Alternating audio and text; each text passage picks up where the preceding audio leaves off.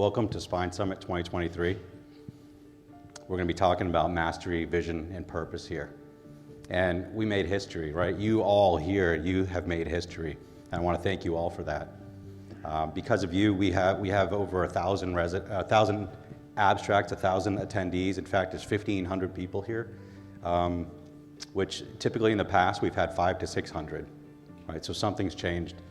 And I remember a year ago when I was announced I was going to be chair, and I said, I got all these great ideas. We're going to change things up. That was met with some mixed reviews, right? I said, I've got this vision, and we're going to get rid of the podiums, right? You'll notice there's no podiums. Usually we got a podium, we can stand behind it, we can read from our slides. We're going to give TED-style talks. And then I realized, shit, I have to give a TED-style talk, which means I have to remember some of this stuff. I joked with my wife. Sometimes my wife tells me, hey, can you get me something out of the kitchen? And I say, all right. And a minute later, I get up and I start walking to the kitchen, and I look over and I go, what did you want for me to get to you?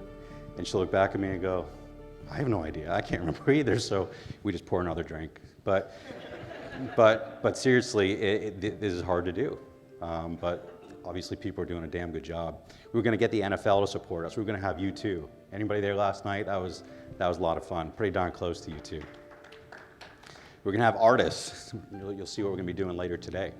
Visionary speakers, industry leaders. Right? We heard Rob Cohen this morning. We're going to hear Chris Berry. Incredible leadership. We're going to have the orthopods here. We're going to have our APPs here. Again, this was met with mixed reviews because the Spine Summit was incredibly successful. We grew. We had 300, 400, 450, 500. But for the past 5, 6 years, we've been 500, 600 folks, which is okay. That's a great meeting. But I was looking to do something different. Had a vision. We wanted to modernize this. We wanted to change this. And when folks said, why would you change something that's so successful? It's in fact profitable. Why would you do that? Why would you fix something that's not broken? And to that, I would say, my friends, because excellence requires change, right? We want to stay at the top. We want to continue to be at the top. And I'm going to tell you where this comes from and why this theme is salient to me. So many know that I trained at the University of Virginia, and why did anyone train at the University of Virginia? That's me, and it's because of this guy, right? The old professor, Dr. Jane. Dr. Jane taught us a lot of things. He taught us the message to Garcia. Everyone in this room knows the message to Garcia, right? Don't ask questions, get the job done. Long after I forget your excuse, I remember you didn't get the job done. What about prohibit sharply the rehearsed response? Don't be automatic, right? Don't be automatic, take risks. Surround yourself with people smarter than you, and then get out of their way. Really important to do that. Don't fill the room with people that are intelligent and that you hire to do certain things and then keep putting your fingers in their pie. Get out of their way.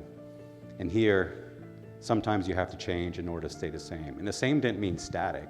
We want to stay static. We want to stay at the top. We want to maintain that excellence. And that's what he meant by that. And that's what we're doing, is we're changing so that we can stay the same. And then, as you know, I went off to UCSF and I got to train with this guy here. Oh, that's the wrong photo. Sorry about that, Praveen. There it is, okay. At arguably one of the top programs in the country, I did my fellowship, and this is where Praveen introduced me to minimally invasive spine surgery. This is why I went to UCSF, and I had developed my passion for MIS surgery. And then, of course, I went and landed a great job at a legendary institution where Peter Janetta changed the way that we operate on cranial nerves, and Lunsford and Konzioka revolutionized radiosurgery. And Amin Kassam was pulling watermelon tumors out through the nose. And up until 9 months ago, Okonkwo and Kanter were changing the way that deformity was performed in Pittsburgh. And in collaboration with our ISSG colleagues, we were changing the way we do it across the world. We wrote a lot of papers, right? These are all papers that we've written together, that we're authors on together, and we've written some books here. You can see, again, Praveen involved in the books here because, again, someone had to do the work. I've been involved in a lot of courses, taught at over 50 courses. I've been on the scientific program chair group for over 5 or 6 separate societies, and was lucky enough 9 months ago to be the president of ESMIS. You can see here, Praveen, now my bitch, right? Praveen's a scientific chair there, so that was fun. I still did all the damn work, though. And then here we are. After 15 years at Pitt, I landed this dream job at this dream location in Newport Beach, Hoag Hospital, working with these visionary leaders. And it's just an incredible success story, right? So much success here. They've been incredibly supportive of getting my MBA at UCLA, which I'm doing now, and I'm 9 months into that. So that's a success story, right? But let me tell you a little bit about how we got to this success. It's great because this morning we heard a lot about grit from Mr. Lawton Fuller. This is my high school. This is my high school, Brockton, Massachusetts, just south of Boston, about 20 minutes south of Boston. We had over 5,000 students in our high school. And it was actually, it was called it was a case study in failure. And the reason is because a third of the students actually failed. In fact, the motto of the school, but from the teachers, was that students have the right to fail. And a third of our class failed. So we started with 5,000 students. We didn't end up with 5,000 students. In fact, only 25% of BHS, Brockton High School students, actually passed statewide exams. So 75% of the students in my school failed, and they didn't pass on. Now, I could have very well been one of those statistics. This is my house. This is my house I grew up in. That's not my car, though. We didn't have a car. I could have been one of those statistics. These are my grades, freshman year. You can see C's and D's, right? I had about a 1.5 GPA. Well, what happens when you get a 1.5 GPA? Apparently, you get to be a sophomore. And then look at my sophomore year. Mostly C's and D's. I think I got an A in phys ed, though. Good athlete. C's and D's. But you'll see an F. All of a sudden, I failed. And it didn't matter to me so much, but then it did because I had to go to summer school. And it was in summer school that I was exposed. I had to go in summer school. Interestingly, they take attendance. They didn't do that in my regular classes. So whether you went to school or not, nobody really cared. But at summer school, you had to show up every day. So I'd show up in the morning, and I'd see these guys coming in. They'd go into the gym, and then I'd leave in the afternoon, and I'd see these guys leaving the gym. And I was curious, when I finished summer school, which I got an A in, by the way, because they were teaching us like nouns and verbs, and that I could figure out. But interestingly, I went into the gym, and I saw what these guys were doing, and they were wrestling. I was like, well, that looks like a lot of fun. I could do some of that. So I started wrestling with them, and I had this team. All of a sudden, I just had this new passion for something that I really enjoyed. And I wanted to compete with them. But the coach told me, well, you can't compete because you don't have the grades to compete. So I said, all right, well, I'll fix that. That's no problem. So I started getting good grades. Started showing up to school. Half of school is just showing up these days, or those days. Started being a part of something. And here I am. I became more on the team. I had a coach. There was some structure, some discipline, purpose. I had a vision. I wanted to be something. I developed some drive, and I developed some confidence. And it's amazing how contagious confidence can be, is when you get it in one part of your life, how it can translate into other parts of your life. And I developed confidence in the classroom.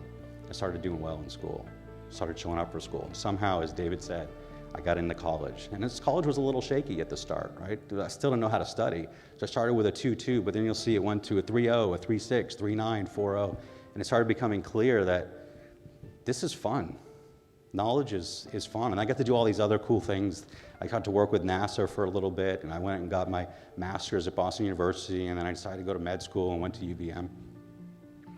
And here I am, right? Blah, blah, blah, UVA, UCSF. The story is long. What a great success story. It's kind of storybook. I will say that it's kind of storybook. So storybook success, I must be a master and now with all this success. But let's not confuse success with mastery. Success is a snapshot in time, right? You can get success, you can have success at a casino, right? There's luck involved with success. Mastery is different. Mastery is a pursuit. When you master something, you can do it over and over and over again, right? Olympic gold medalist Dan Gable. That's my son Jeremy up there, not Dan Gable. Jeremy would have kicked Dan Gable's ass.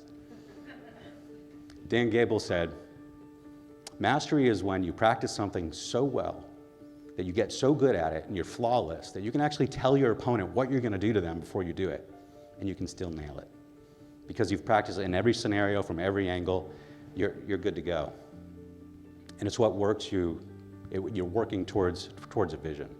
So let's think about how we set up each other, how we set up ourselves, how we set up our residents and our fellows for mastery, right? And I got this from the guy that created Khan Academy. This is really interesting. We take variables. We take time and a skill. And you can pick any skill you want, right? Algebra, chemistry, geometry, physics, gross anatomy, right? Your residency. Take a skill, and you want to get good at it, right? You want to become the master. But the problem is what we fix is the time that we give you to do that. So the amount of skill that you attain is variable. So some people maybe get a 70%, they're 70%, some get a 90%. In Brockton, you can get a 60% and still get bumped on through, right? Because the period of time, that's what's fixed. Mastery is not what they're going for. And all these things, the way we train, the way our culture, we're not going for mastery, we're going for time. You get this amount of time, and let's see how good you are when you get to that point. So is 70% good enough when our residents finish off? And how was your resident? How good is he? He's pretty good. She's pretty good. Well, here's your stamp, and go ahead and let's send them off and go operate on family members, right? Well, what if it's your family member? What if it's your family member? This is what we do in the operating room, is that we give them the opportunity to learn over a very fixed period of time. And some people learn very quickly and are amazing. Some people are much slower, but it takes longer. But we're not looking for specific, it's a number of cases that they perform. That's what they're required to do before we get to bump them along. What if they do 30 cases, but they're just not that good at it? We still bump them along. Is that the right thing? Is that what we expect? We're okay with stamping their graduation diploma and letting them out in the world? What if it's your family? This is the top of the spine, the brainstem.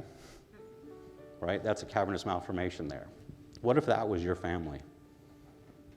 What if that was your daughter? In 2017, that was my daughter. And 70% was not going to be good enough for my daughter. We were going to go find the master, right? Because anybody that has little kids here, they know that when we look at our little daughters, it doesn't matter how old they are, we see our baby girl. And 70% wasn't going to be good enough for her. And I'm so incredibly lucky and blessed and capable of being able to say, I know who the master is, and that's where we're going. And we hopped on a plane and we went out to the BNI. And Spetzler trained Lawton. We had Mike Lawton there, he is the master. And we were very lucky, very fortunate. That's Cameron there. And here we are 5 years later. And when Dr. Lawton came up after surgery, he came up to Jody and I and he said, we're done. And I was like, what do you mean we're done? Tell me, how did it go? But to him, it doesn't even occur that there's going to be a, for 99% of the people that have this operation end up with a deficit, right? Not when you're with the master, because he went for 100% of the time. And that's what we got. And here I was trying to show Cameron, she's symmetric, right? Her facial symmetry, and and she's strong. And I was incredibly inspired by my daughter, how strong she was. And she gets that. And Juan Uribe, I want to thank you. I don't know where you are, but helped us shepherd us through. So that's when you find out where your friends are. But my wife was amazing with my daughter. After surgery, you can see here she is post-op day 2. And my wife was trying to help her learn how to walk again. You can see she's got some skills.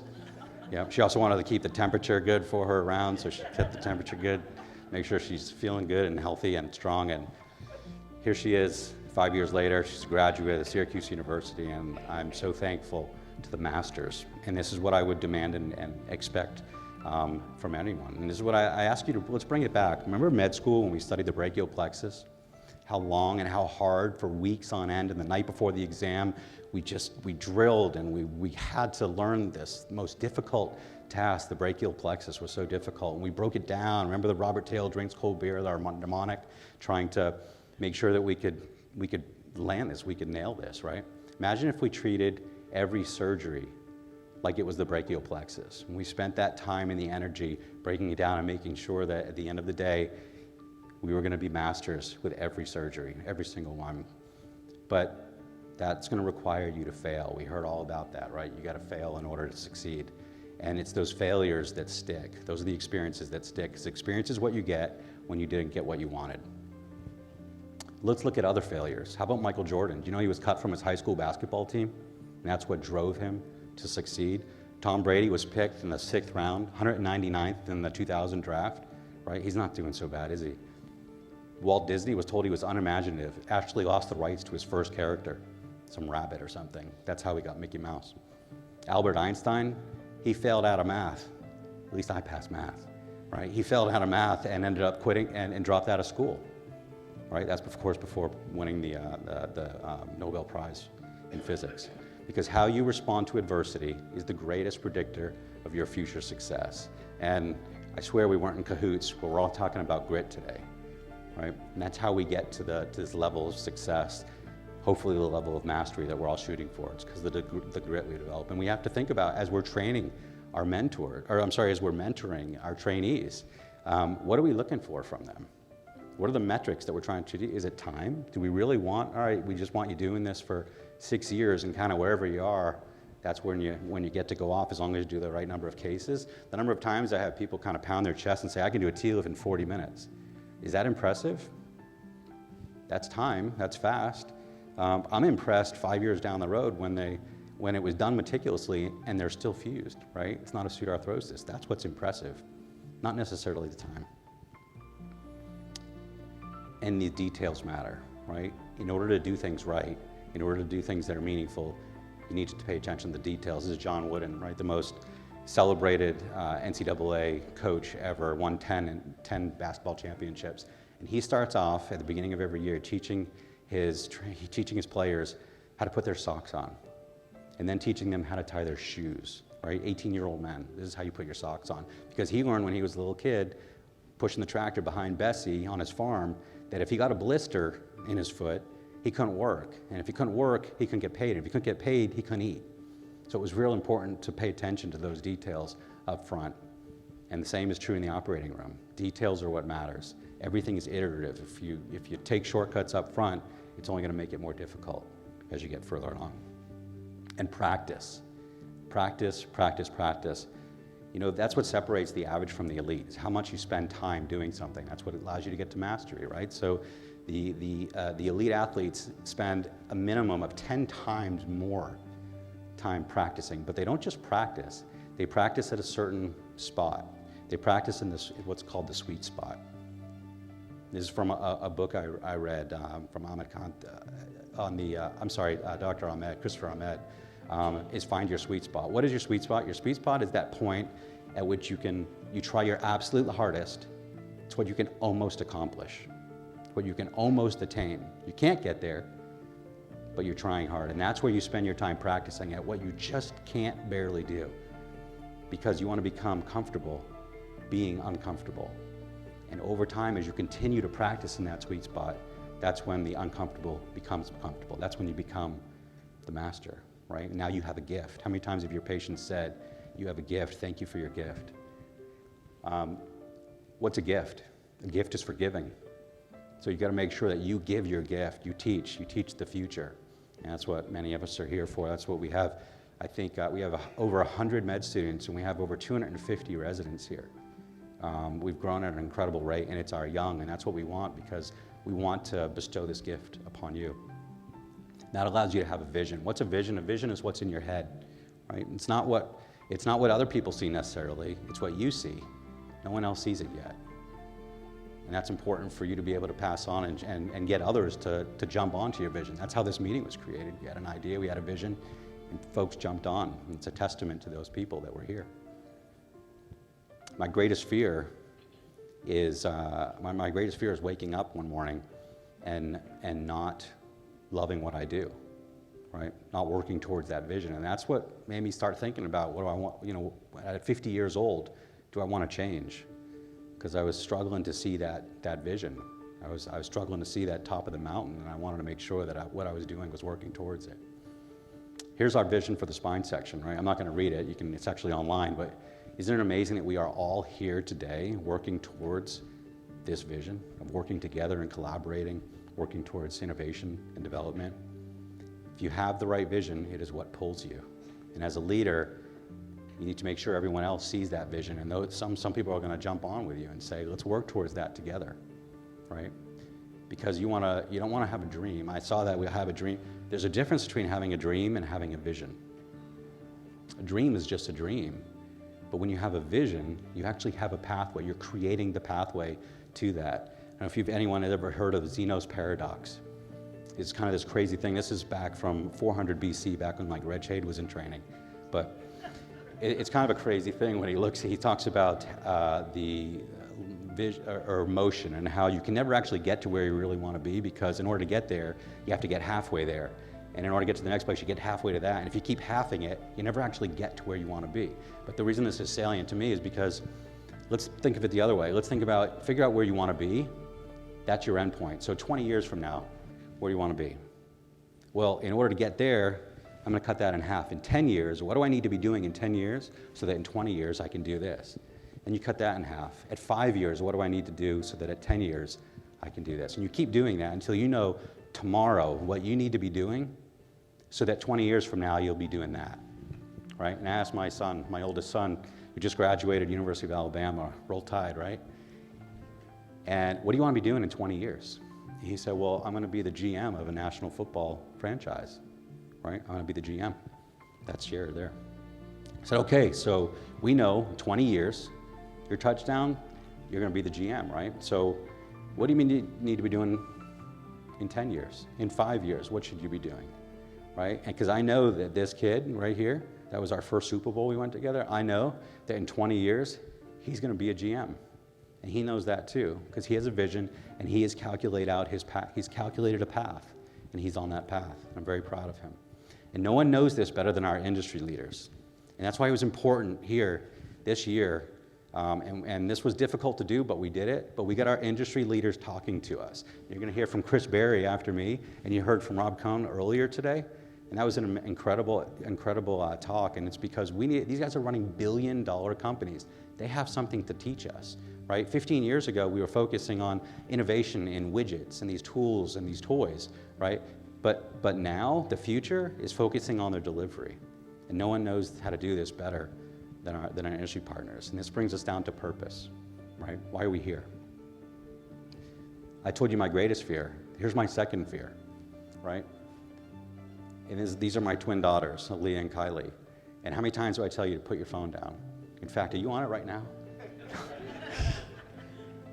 But this is my greatest fear, second greatest fear, is that we are so disconnected from each other because we're so engaged all the time. They have to be digitally engaged constantly.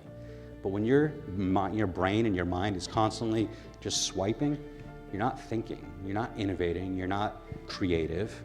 And that's my concern for the future, not just my kiddos here, but the future is that AI is getting a lot smarter than we are because we're just swiping away. We need to be careful of that. And this is going to sound a little bit morbid here. 28,207.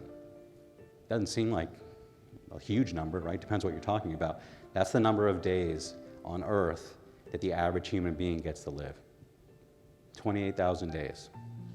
I've already lived over 19,000 of them, right? That's 2/3 of my life. So unless you're Joe Maroon, I only got a third left here. What am I doing? And I can tell you, look at that, 2,920, 10% of my life, of my total lifespan, was in neurosurgical training. You better love this, right? If you're gonna spend 10% of your life just training to do it. And we got paid, what, $1.50 an hour or something to do it? So a quarter of my life I spent at UPMC. I've only been there since July, but 1% of my life already, 282 days, I've been at Hogue. Don't count the days, make the days count. This is one of my favorite quotes. I actually had this plastered on my wall in my office at UPMC. Don't count the days, make the days count.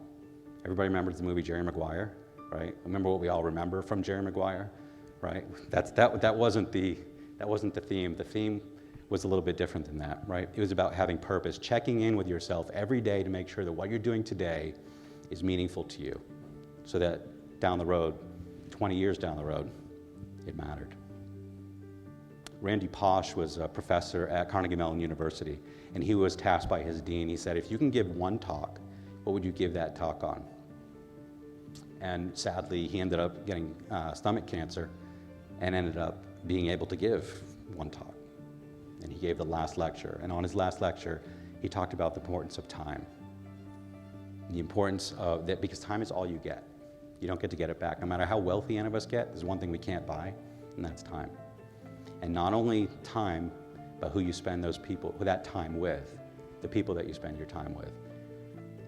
Dr. Jane said, make sure you spend it with people that are smarter than you. This was a great book about Abraham Lincoln on the Team of Rivals, where he actually took his greatest adversaries and put them on his cabinet because he wanted to be challenged. He knew that if I had everyone that agreed with me, we're not going to grow, and that wasn't his vision.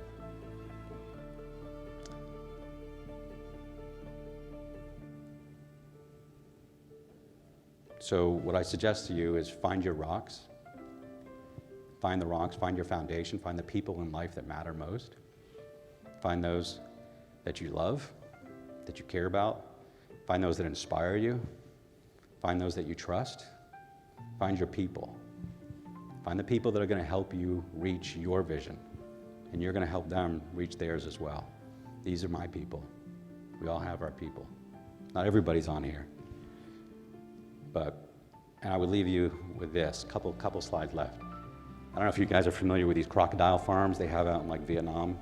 And the owner says, anybody that decides they want to jump off and swim for it, I'll give you $10,000 if you can make it to the shore. And before he could turn around one day, he heard a splash. And there's a guy swimming to shore, and he's like, my God, $10,000, that's what this guy's risking his life for? And he made it. He made it, he got to shore. And he said, I don't understand, I mean, no one's ever done this before. He goes, well, I was pushed. And then he turns around and his wife is sitting there. The point being, behind every successful man is the wife that pushed him. And that can be said vice versa with wife. But my point is my Jody, I thank you so much for being my rock, for pushing me when I needed pushing, for pushing me even when I said I don't need a push, and being sure because you knew I did. Thank you for that. And I'm going to leave you with one last thing here. We talked a lot about mastery, vision, purpose. These things are all incredibly meaningful. But there's one additional thing that's meaningful in life. This is from about, 12 years ago or something. This is me racing my kids on the beach.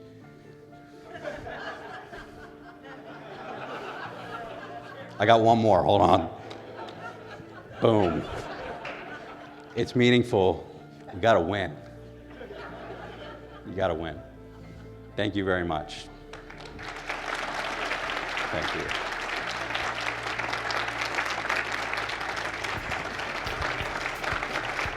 Thank you.